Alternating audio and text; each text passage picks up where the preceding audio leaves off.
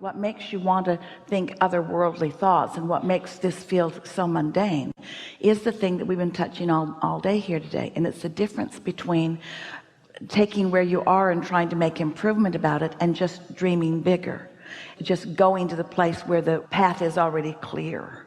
Esther, in fact, she's been mentioning this a lot lately to family and friends. She remembers when she was a kid, she didn't have a driver's license. She was 7 and she didn't have a bicycle she liked. It had big old heavy tires, and she spent one whole weekend disassembling it with her father's tools, taking everything heavy off of it. She took all the fenders off and the baskets and everything that weighted it down.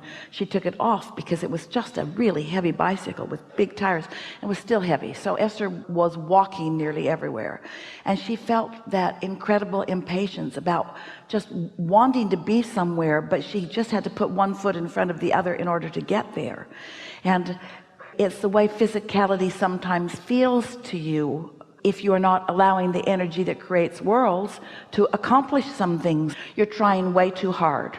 You're working way too hard. You're trying to attach meaning to the past in order to affect where you think you're going next. You're wanting to clean something up before you can feel like you are going forward. You don't feel worthy of just letting in what you want, so you're looking for some way of justifying it by going back into the past, which describes almost every other human on the planet in some way. It's no wonder you want to go off and create some other world somewhere else, because this one's all jumbled up with the thoughts of humans. But it does not have to be. Out of all of that, you can find some clarity. This is helpful to all of you. So think of the world and the people of the world and the ideas that the people of the world might be focused upon. They want, for sake of simplicity, to make their minds up about things, to establish beliefs about things, and to categorize and pigeonhole things. And so humans join together in groups and subject groups, and they have a group that they call Republican, and a group that they call Democrat, and a group that they call sexually oriented toward same-sex and sexually oriented toward opposite sex. And there are mathematicians and there are doctors, and just every subject that you can imagine are in this pile of beingness. And most humans, you're doing it here now, are trying to understand the piles and pick from the piles and choose the best from the piles and be appreciated by the most piles, and so on and so forth. And we would like you to approach these piles in a simpler way and just acknowledge them as there's just two piles. There's a pile that's under the influence of source right now, and a pile that's under the influence of something other than source right now. A pile of peoples we're talking about who are in alignment. There are some who are dancing right now who are all those other things. They might be doctors, they might be dancers, and they might be politicians, they might be all kinds, they might be represented in many piles. But now that they're dancing, they're in the alignment pile. They're in the under the influence of source pile. And so we would like to suggest and help you to think less about the things that humans usually think about in terms of understanding yourself in relationship to everyone else, and just think about yourself only for a little while in relationship to your own inner being, period. Because when you do that, after a while, that idea of trying to get an A, it no longer applies, because whenever you're in sync with your inner being, you just know your value and your wholeness, and the love is transmitting to you, from you, to you, from you, to you, from you, and any recognition of how you're being perceived or received by others is irrelevant to you, because you just so know who you are. You're right to the core of who you be. You're in the under the influence of source pile, you see. Everything that we've been talking about here today is to help you to get into the under the influence from source pile, and to be approaching life from that point of view, because when you're there, then you activate everything on every subject that's important to you, and you live happily ever after. Everything that everyone is reaching for, every single thing that a person wants or believes they want, whether it's a pile of money or a material object or a relationship or someone to love them, it doesn't matter. Anything that anybody ever wanted or wants is because they believe they will feel better in the having of it.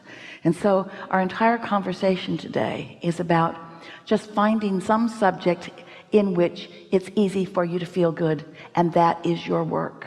And until you're doing that, then any other conversation is sort of frustrating and unsettling and really futile in the sense that it does not accomplish anything. You see, we have never forgiven anyone because we have never judged anyone inappropriate to begin with, and so there's no undoing that ever needs to be done from source energy. Source never looks back. Source is always looking forward. And so when you're asking for forgiveness, you're clearly looking back, and you're clearly asking someone else to look back.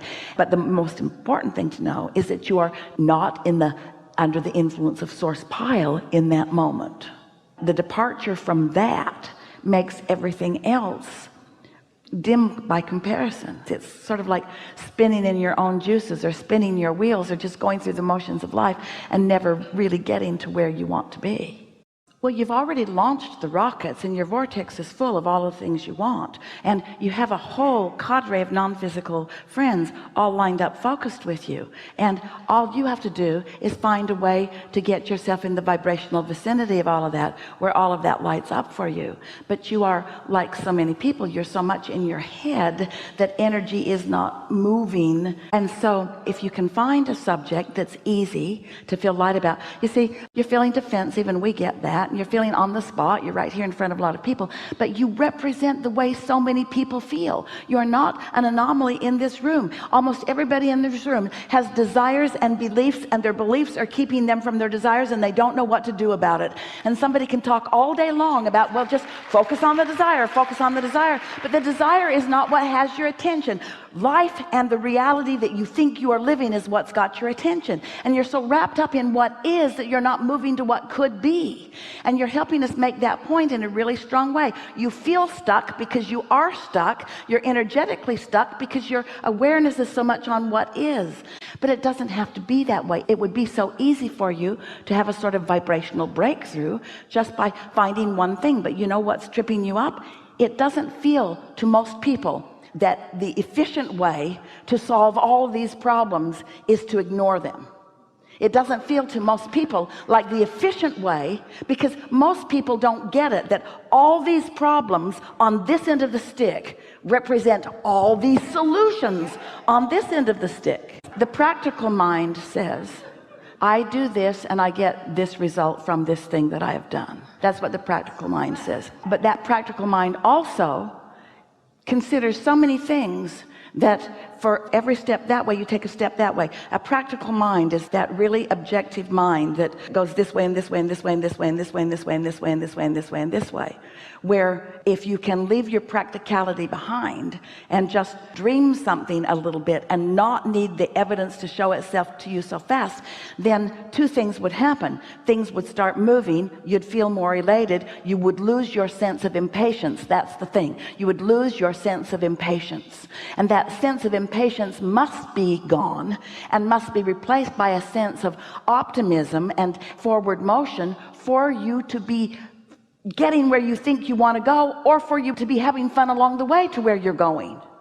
And so we keep saying the words, we want you to look for the fun along the way, and it will get you there, but don't need to be there. Do it for the feeling, not for the results that the feeling will bring. You're willing to quote us chapter and verse. You're willing to study it all and learn it all and know it all so that you can get it all, but your awareness that it isn't coming is palpable around you, you see. And we could describe that in a few words, like yearning. But you see, it's okay, because over here with impatience is yearning, and over here with impatience and yearning is indecision and confusion. It's okay, because it's just a moment in time because of what you're choosing to focus on.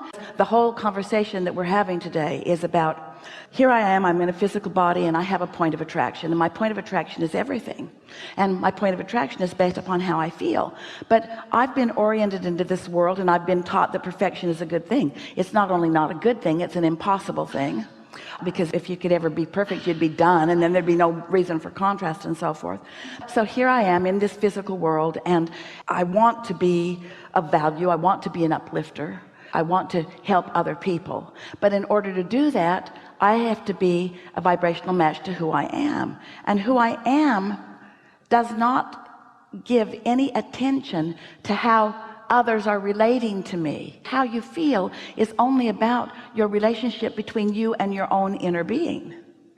That's all the emotion that you feel is about. And so what you are a really good representative. Esther's this way too. Almost everybody on the planet is this way to some extent.